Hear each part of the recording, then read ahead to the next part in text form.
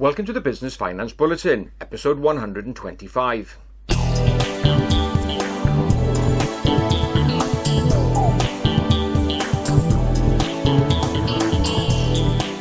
Latest Business Finance Bulletin with me, Rob Warlow from Business Loan Services, the commercial finance expert. Well, in this week's bulletin, a bit of a crowdfunding fest. We're looking at two instances where crowdfunding records have been broken, and also charities and crowdfunding. Why aren't enough charities using this innovative form of fundraising?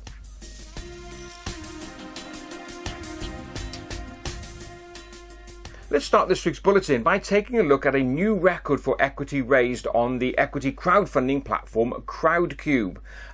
GoHenry, which is an innovative prepayment debit card for children, successfully raised just under £4 million on the Crowdcube platform.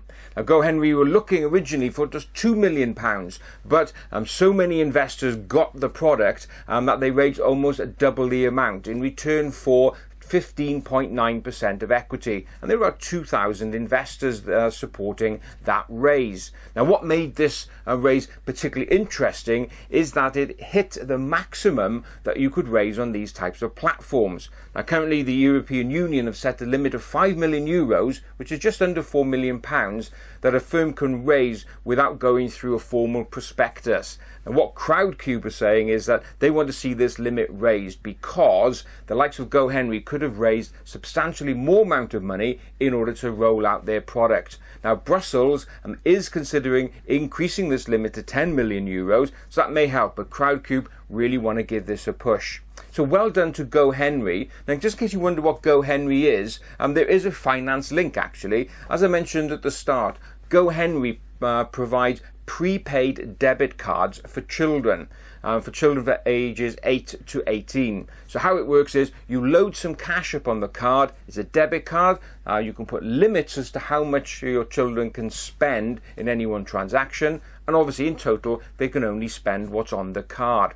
It's a really great tool to educate your children on the use of cash, understanding the value of money in a safe way, and also, no doubt, it saves you having to go around looking under sofas for the weekly pocket money. In fact, I actually use the card. I've got 4 children and each of them have got GoHenry cards. It's a great way to teach children about money. So well done to the GoHenry team there, a great service. And if you want to know more about GoHenry, just go pop along to their website, which is gohenry.co.uk. And of course, turn it back to Crowdcube. If you want to know more about what Crowdcube can do for you in terms of raising equity, you can go along to their website, which is crowdcube.com.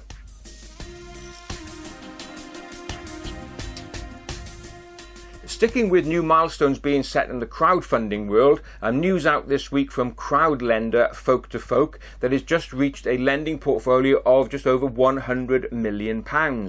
Now, Folk to Folk is a traditional crowdfunding platform started in 2013, based in the southwest, but over the last 18 months or so have very much been spreading their wings nationally. What they do? Well, they provide loans to growing businesses, and they support businesses in a variety of sectors. And they've done loans for businesses in renewable energy, leisure, agriculture, property and construction. So quite a wide range of sectors that they will support.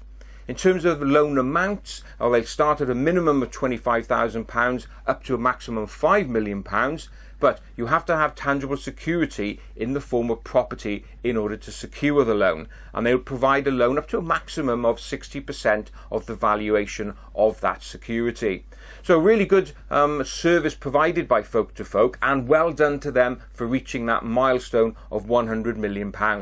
If you want to know more about Folk to Folk and to see whether they can support your growth plans, just go along to their website, which is folktofolk.com, and that's FOLK, the number 2, and then folk.com.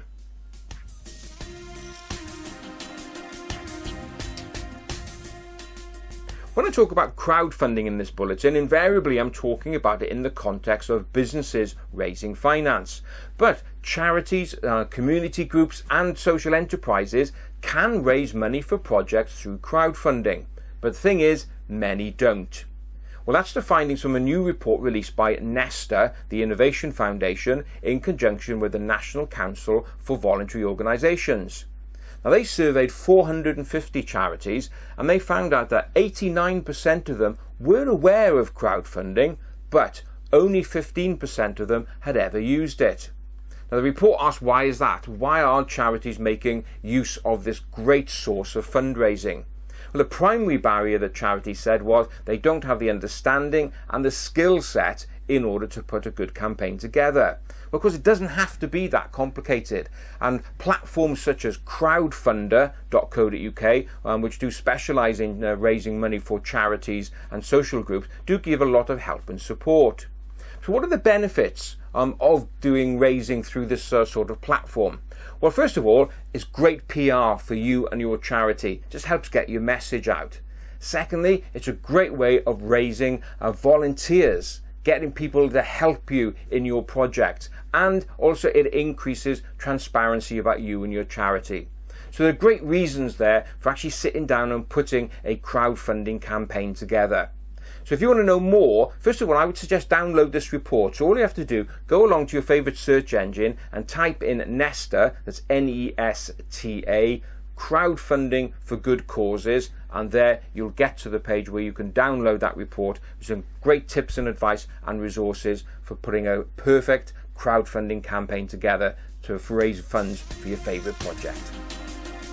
Well, that's it for this week, and thanks very much as always for being with me. And if you did enjoy it, please don't forget to give us a like and a share on social media. It all helps. If you're watching the video version, don't forget we've got the podcast version available on iTunes, SoundCloud and Stitcher. And if you're listening on the podcast, don't forget you can watch me live and also view all past episodes by going along to my YouTube channel. Just go to YouTube and search for Rob Warlow.